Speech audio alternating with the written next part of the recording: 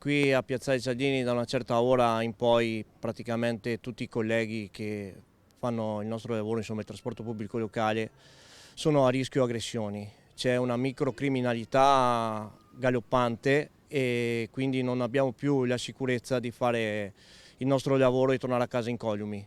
A Mestre può capitare di affrontare un turno di lavoro con la paura di essere aggrediti e venerdì lo sciopero regionale di un'ora proclamato da CGIL e Cislewill per ricordare lo studente che ha perso la vita in un'azienda di Noventa di Piave e chiedere sicurezza sul lavoro si tingerà anche di un significato particolare per gli addetti al trasporto pubblico. Peraltro, secondo i sindacati, la situazione in sicurezza non migliora neanche quando dal tram o dall'autobus di Mestre ci si trasferisce al Vaporetto di Venezia. A Venezia, al Lido specialmente quando c'erano le mascherine, più di qualche marinaio è stato aggredito, gli sono state tirate dietro lattine di birra piene perché voleva solo svolgere il proprio lavoro. La sicurezza sui mezzi non è l'unico problema del trasporto pubblico veneziano. I sindacati denunciano la fatica e lo stress che la carenza di organico provoca in lavoratori cui capita di prolungare i turni, conoscere i propri orari di lavoro il giorno prima, rinunciare a ferie e permessi.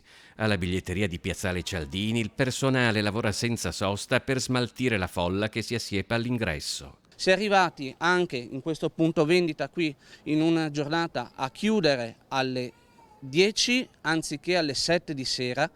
A Rialto hanno praticamente fatto un servizio anche ad oltranza rispetto alla tempistica di erogazione delle emissioni delle tessere.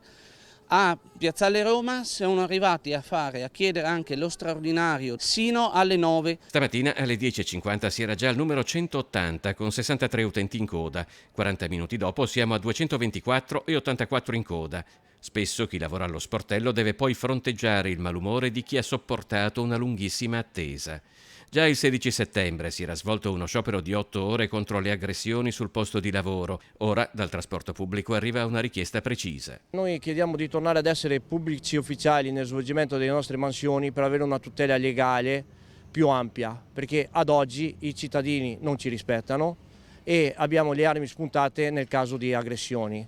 Quindi noi, se tornassimo pubblici ufficiali, almeno avremo le armi legali per difenderci.